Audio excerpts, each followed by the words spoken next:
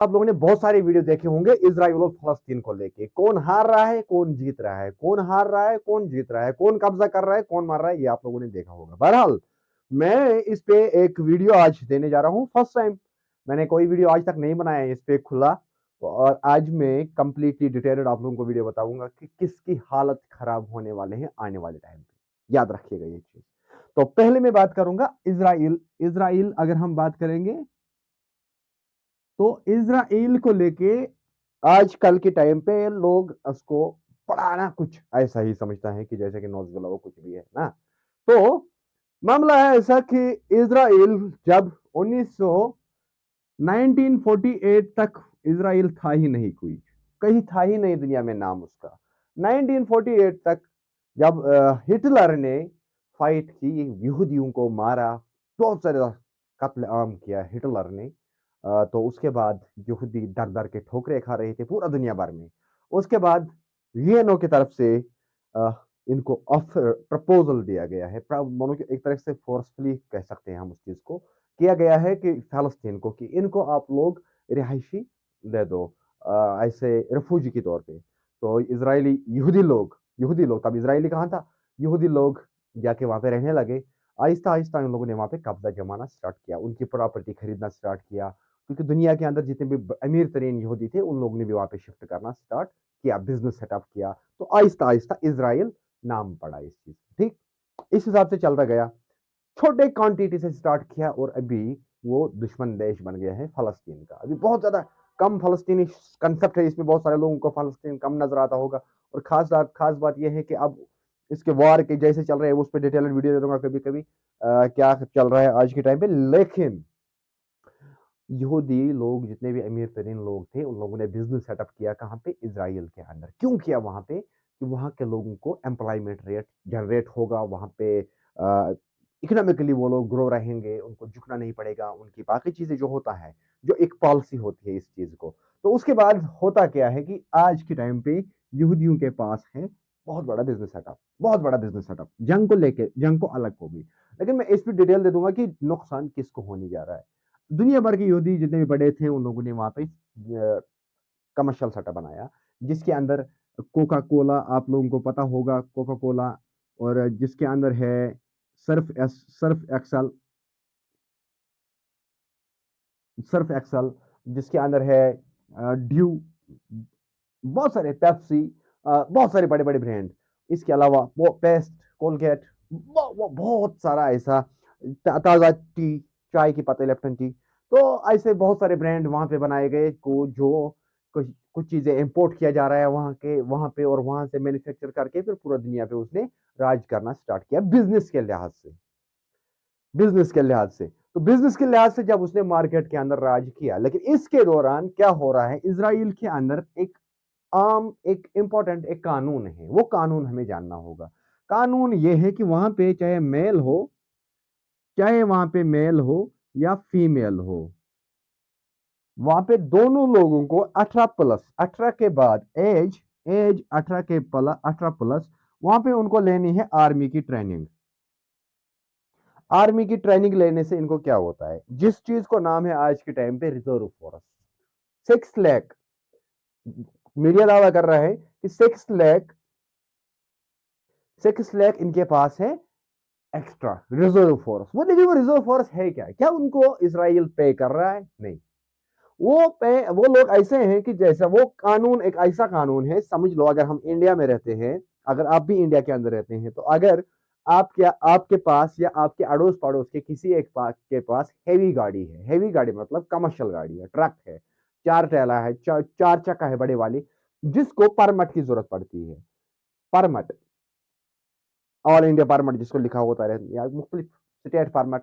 तो उस परमिट के अंदर एक लॉ है, एक आइन के अंदर ये चीज दर्ज किया गया है, हाईवे हैवी मोटर व्हीकल्स के अंदर ये चीज है कि जब भी आर्मी को गाड़ी जरूरत पड़ेगी, कोई एक कार ऑनर, कोई एक कमर्शियल गाड़ी का मालिक उसको रुका नहीं सकता है। ये हिंदुस्तान के अंदर आइन है। सेम ऐसा ही है पेट्रोल पंप। जब हम लासन लेते हैं पेट्रोल पंप पे, पेट्रोल पंप के लासन पे बाकायदा तौर पे लिखा रहता है कि जब भी आर्मी को किसी एक क्राइसिस के दौरान पेट्रोल जरूरत पड़ेगा, डीजल जरूरत पड़ेगा, तो पेट्रोल मालिक उनको इनकार नहीं कर सकता है। सिविलियन को इनकार कर सकता है, लेकिन आर्मी को इनकार नहीं कर सकते हैं जंग के दौरान। ठीक, जब भी इनको जरूरत पड़ेगी वो प्रॉपर्टी आएगी, जब भी सेंट्रल गवर्नमेंट को प्रॉपर्टी जरूरत पड़ेगी और पेट्रोल मालिक को साइड में रहना है, उसमें आर्मी कब्जा कर सकता है। ये लॉ है, ये इनके अंदर लॉ है। आर्मी उसको अपने टाइम जंग के लिए उस वो पेट्रोल या जो भी है गाड़ी वो इस्तेमाल कर सकता है, कोई नहीं रुका सकता है उसमें, लेकिन कमर्शियल, ठीक है, प्राइवेट नहीं।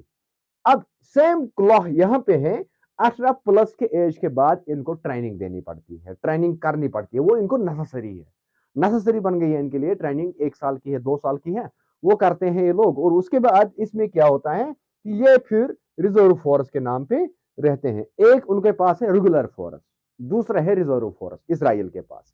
रेगुलर फोर्स वो है कि जो 24 घंटा वहां पे अपने एज लिमिट तक ड्यूटी में रहता है। उसके अलावा है रिजर्व फोर्स। रिजर्व फोर्स को क्या करना है कि ट्रेनिंग तो लेते हैं ये लोग, लेकिन ड्यूटी ज्वाइन नहीं करते हैं। ड्यूटी तब इनको ज्वाइन करना है जैसे कि हमारे कमर्शियल गाड़ियों को परमिट का वैल्यू रहता है। ठीक, जब भी जरूरत पड़ेगा उनको बुलाया जाएगा और इनको तब युद्ध में आना है। लेकिन अब मामला है ये चीज, अगर ये 6 लाख लोग इसराइली, 6 लाख लोग इसराइली, ये है एक्स्ट्रा फोर्स, रिजर्व फोर्स।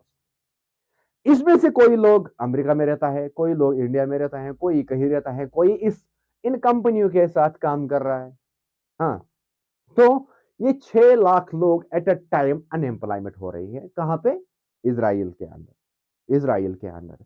अब आप लोग सोचोगे कि इनको इसराइल पे करेगा इस टाइम के दौरान। ठीक है, मैं मान लेता हूं वो पे करेगा, लेकिन एक दिन का खर्चा उनको है अभी, एक दिन का खर्चा जो जंग चल रहा है उसमें एक दिन का खर्चा है अभी 250 करोड़, 250 करोड़, 1000 करोड़ है सिर्फ 4 दिन के खर्चे। 1500 करोड़ है, समझ लेना मेरी बात को, 1500 करोड़ है 6 दिन का खर्चा। ऐसा समझ लो आप लोग, 1500 करोड़ एक हफ्ते में फूक रहा है इजराइल इस जंग के पीछे। अब उसके पास जीडीपी लॉस हो रहा है। दूसरी साइड मुसलमान, जितनी भी दुनिया है, मुसलमान दुनिया ने उसको बाइकाट किया, उनके प्रोडक्ट्स को यूज करना, खरीदना, उस साइड से भी इसराइल को लॉस हो रहा है। दूसरी साइड क्या है कि ये 6 lakh reserve force he at a time unemployment बैठ जाता है। मान लिया हमारे इंडिया में कोई कंपनी के अंदर कोई जॉब कर रहा था इसराइल से, ठीक है, किसी स्कूल में, किसी फैक्ट्री में, किसी काम में, तो जब उसको अपने देश के वहां से बुलाया गया है, उसको सिटीजनशिप है इसराइल की, तो उसने एग्रीमेंट साइन किया है कि नहीं, जब भी मेरी जरूरत पड़ेगी देश को मैं आ जाऊंगा, तो उसको आना है। अगर नहीं जाएगा तो उसको कैंसिल किया जाएगा इजरायली सिटीजनशिप। ठीक, और यानी कि इसको अपना घर बार छोड़ना है, अपना काम धंधा छोड़ के जंग लड़ने जाना है। तो फ्यूचर क्या होगा इसका? फ्यूचर ये होगा कि अनएम्प्लॉयमेंट रेट बहुत ज्यादा बढ़ जाएगा, बहुत ज्यादा बढ़ जाएगा। और सेम सिचुएशन ये है कि ये जितने भी सारी इजरायली बड़े बड़े कंपनी है, इनको जल्दी जल्दी आप लोग देखोगे इनको बाहर से बहुत सारे लेबर्स लाने पड़ेंगे। ये 6 लाख लोग डायरेक्ट लेबर्स बाहर से लाना पड़ेगा इसराइल को, क्योंकि वहां पे पड़ जाएगी लेबर्स की कमी, इकोनॉमिक हो जाएगी क्रैश। सिंपल बात है, इकोनॉमिक क्रश हो जाएगी इसराइल के आने वाले टाइम पे। दो साइड से, एक साइड से ये सारा फैक्ट्रियां पड़ेगी बंद, जब इनके अंदर लेबर्स थे वो रिजर्व फोर्स के अंदर उनको इंक्लूड किया गया था, और अब वो अपने ड्यूटी जाने के लिए रेडी है क्योंकि एग्रीमेंट साइन है, अब उनको ड्यूटी ज्वाइन करना है। तो जो कंपनी के फैक्ट्री के अंदर जो प्रोडक्शन था, जो मानो कोई सर्फ एक्सल की फैक्ट्री में था, वो वहां पे बना रहा था, डेली बेस पे मशीनिंग का काम चल रहा था, या कोका कोला का या किसी भी एक ब्रांड का, तो ये सब ब्रांड क्या होगा कि अब इनके प्रोडक्शन जो है, जो बनाना है, जो स्टॉक है, वो कम पड़ जाएगा। जब कम पड़ जाएगा तो पैसा आना मार्केट से कम हो जाएगा। जब पैसा आना कम हुआ तो नेतन्याहू जी क्या करेगा आगे? वो कहां से लाएगा पैसा, फिर आगे फेंकेगा। अभी उसको पैसा आ रहा है, वो फूक रहा है जंग के पीछे। आने वाले टाइम पे इसको यही हाल होगा कि जंग खुद ब खुद ही इसराइल खोखला होकर रह जाएगा, ये गारंटी है। याद रख लीजिएगा मेरी बात को। अब लोग सोचोगे कि इसको अमेरिका पैसा दे रहा है, एड दे रहे हैं, इतने सारे कंपनियां, इतने सारे ममालिक इसको पैसा दे रहे हैं। कितना दे सकते हैं वो लोग? एक दिन का खर्चा 250 करोड़ रुपया है। और दूसरी बड़ी बात, हमास के पास है देसी सारा, वो जो भी हथियार इस्तेमाल कर रहा है उसके पास है देसी। देसी मतलब होममेड, वो घर में बनाते हैं, उसको जुगाड़ तरीके से बनवाते हैं, वो सारे मिसाइल, यासीन 2 कुछ-कुछ ऐसे जो घर में बनवाते हैं अपने देसी तरीके से कम खर्चे में, और वो उनको सामने होती है इज़राइल की करोड़ों की टैंक, उसको सिर्फ 30,000 डॉलर के मिसाइल से उसको करोड़ों की डॉलर की कार टैंक चुटकी में आग के हवाले किए जाते हैं।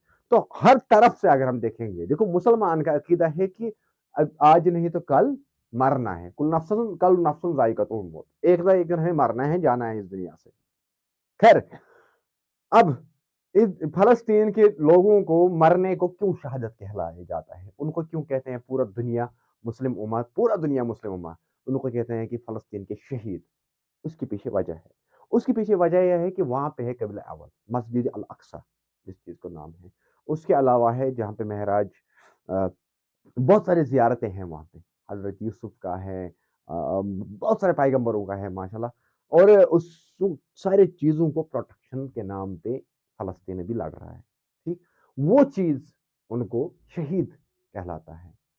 तो अगर दूसरी साइड हम बात करेंगे कि शहीद वो हो रहे हैं, शहीद का मतलब है फ़ख्र से उनको कहना चाहिए। बहुत मुसलमान को, अगर कोई एक मुसलमान शहीद होता, तो उसको फ़ख्र से कह सकते हैं कि मैं शहीद हो रहा हूँ, शहीद होने के लिए जा रहा हूँ, वो फ़ख्र की बात है, अगर कोई शहीद होगा मुसलमानों के अंदर से, ठीक?